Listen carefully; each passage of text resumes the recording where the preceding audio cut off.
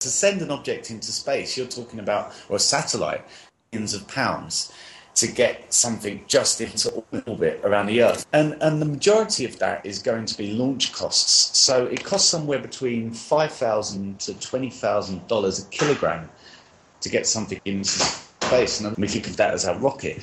The payload only takes up a tiny amount at the top. The rest of it is just fuel to actually get your rocket into space and your satellite to go wherever you need it to get to.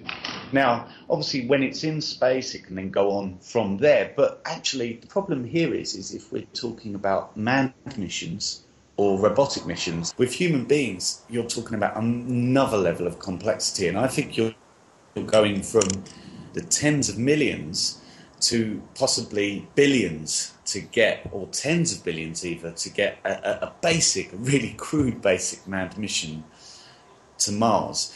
Because the thing is, you can't just simply launch your rocket as you would a satellite from Earth and let it fly off to Mars. Basically, you've got to take on more stuff. You've got to get, habitable areas, all these kind of things.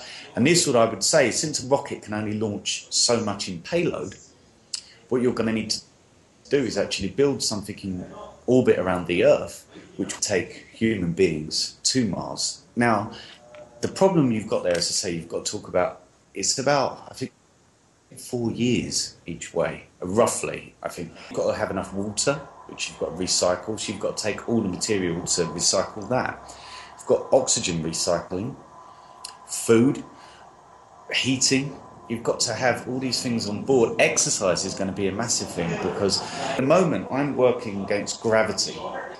Basically my heart is working against gravity to pump blood up from my feet to my head. That actually keeps my heart physically active, keeps my muscles and my bones physically strong. Now if you're in space, you don't have to, you're weightless, you're not massless, but gravity isn't acting on your body. That means your heart doesn't have to work as hard. Like any muscle, it will start to shrink. Arm muscles, everything else will start to shrink. Your bones actually will start to lose some of their density because they don't have to be as physically strong. You've got 4 years of this when you're going to Mars, so you're going to have your people exercising along the way, which is incredibly important.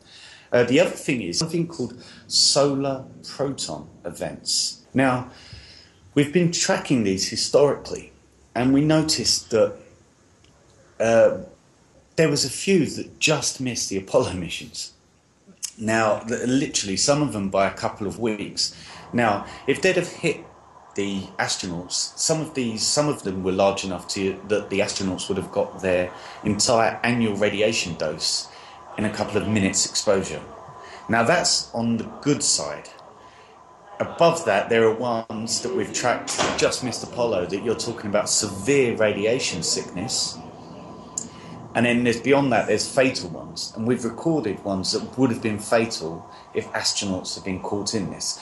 Not only have you got the physical well-being of the human beings, you've got the mental well-being. It's a bit, I know this is going to sound really nerdy, especially me being a physicist, but if you've ever seen Red Dwarf, the whole point of there is about, like to be stuck in, with no hope. You're stuck in somewhere with 4 people for years and years and years. That's what it's going to be like going to Mars, and even with your best mates, I love all my friends, but could I cope being stuck in a room with them for several years? And I don't think I could, and I think that'd be the real key here. It might not be physical toughness you're looking for, it actually might be mental toughness.